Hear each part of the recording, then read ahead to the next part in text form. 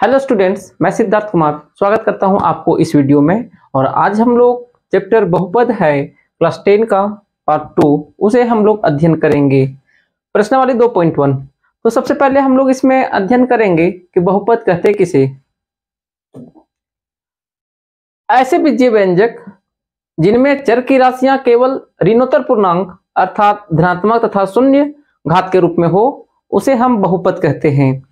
तो सबसे पहले हम लोग चर की राशियां कहते किसे उसे हम लोग जानते हैं। चर की राशियां अर्थात XYZ जो होता है उसी को हम लोग चर की राशियां कहते हैं।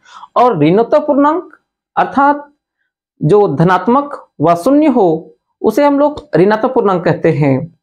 या ऋणात्मक संख्या के बाद जो संख्या हमें प्राप्त होता है उसे हम लोग ऋणोत्तर पूर्णांक कहते हैं। तो देखें कि यहाँ पे जो उदाहरण दिया है क्या ये बहुपद में है या नहीं है। तो यहां देखिए जो चर है x इसकी घात 2 है अर्थात ये बहुपद में है। वही उदाहरण 2 देखे तो यहां पर भी जो चर है उसकी घात 2 है तो ये भी आपका बहुपद में है। तो आगे देखे बहुपद की प्रकार। तो इस अध्याय में हम लोग 3 प्रकार के बहुपद को पढ़ेंगे। पहला रैखिक बहुपद और दूसरा आपका है द्विघात बहुपद और तीसरा आपका है त्रिघात बहुपद। तो रैखिक बहुपद कहते किसे हम लोग उसे जानते हैं। तो रैखिक बहुपद में चर की घात 1 होगा उसे हम लोग रैखिक बहुपद कहेंगे। जैसे यहां पे दिया है कि 2x - 1 तो यहां पे x की घात 1 है तो ये रैखिक बहुपद में है। वही द्विघात बहुपद का देखें तो द्विघात बहुपद में चर की घात 2 होता है उसे हम लोग द्विघात बहुपद कहते हैं।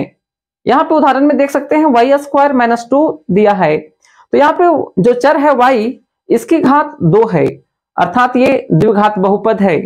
वही त्रिघात बहुपद का देखें तो चर की घात 3 हो उसे त्रिघात बहुपद कहते हैं।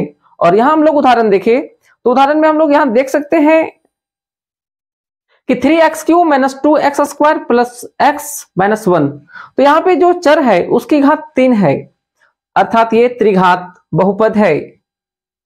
आगे हम लोग देखें तो तीनों बहुपद का एक एक यहाँ उदाहरण दिया गया है। रैखिक बहुपद का x + 4 तो यहाँ पे जो चर है x यहाँ पे घात कुछ नहीं है तो कुछ नहीं घात है अर्थात यहाँ 1 है तो ये रैखिक बहुपद का उदाहरण है। वहीं द्विघात बहुपद का देखें तो यहाँ पे जो चर है उसकी घात 2 है तो ये द्विघात बहुपद का उदाहरण है। वही त्रिघात बहुपद का देखें तो x³ यहाँ दिया है तो यहाँ जो चर है x उसकी घात 3 है तो ये त्रिघात बहुपद का उदाहरण है। तो आगे हम लोग देखें प्रश्नावली 2.1 तो उसमें हम लोगों को शून्यकों की संख्या ज्ञात करने के लिए कह रहा है। तो शून्यकों की संख्या ज्ञात करने के लिए सबसे पहले हम लोग जानेंगे कि जो x डैश की जो लाइन है उस लाइन को कितने बिंदु पर स्पर्श किया जा रहा है या कितने बिंदु पर प्रतिच्छेद किया जा रहा है। जितने बिंदु पर स्पर्श या प्रतिच्छेद किया जाएगा वही शून्यकों की संख्या होगा। तो हम लोग पहला क्वेश्चन देखें तो पहला क्वेश्चन में आपका जो x डैश की जो लाइन है इस लाइन पर कहीं पे ना तो प्रतिच्छेद किया जा रहा है ना ही कहीं पे स्पर्श किया जा रहा है इसलिए इसका शून्यकों की जो संख्या होगा वह होगा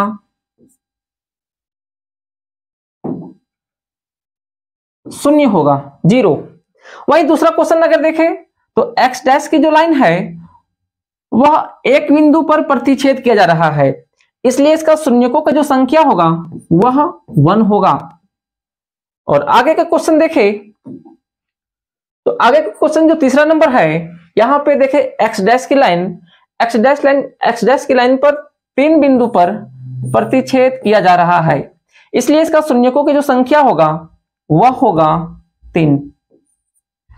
वही 4 नंबर क्वेश्चन देखें इसमें x डैश की जो लाइन है वह 2 बिंदु पर प्रतिच्छेद किया जा रहा है इसलिए इसका शून्यकों का जो संख्या होगा वह। नेक्स्ट क्वेश्चन देखें 5वां नंबर तो यहाँ पे जो x डैश की जो लाइन है वह 1 2 3 4 बिंदु पर प्रतिच्छेद किया जा रहा है इसलिए इसका शून्यकों की जो संख्या होगा वह 4 होगा। वही आखिरी क्वेश्चन देखें 6 नंबर तो यहाँ पे प्रतिच्छेद किया जा रहा है यहाँ पे स्पर्श और यहाँ पर भी स्पर्श तो यहाँ पे 3 बिंदु पर स्पर्श और प्रतिच्छेद किया जा रहा है, इसलिए इसका शून्यकों की संख्या 3 होगा। तो इस तरह से देखें 2.1 का जो क्वेश्चन है वो सारा हम लोग अध्ययन कर लिए, पढ़ लिए। आगे का जो क्वेश्चन है 2.2 का, उसे हम लोग नेक्स्ट वीडियो में पढ़ेंगे।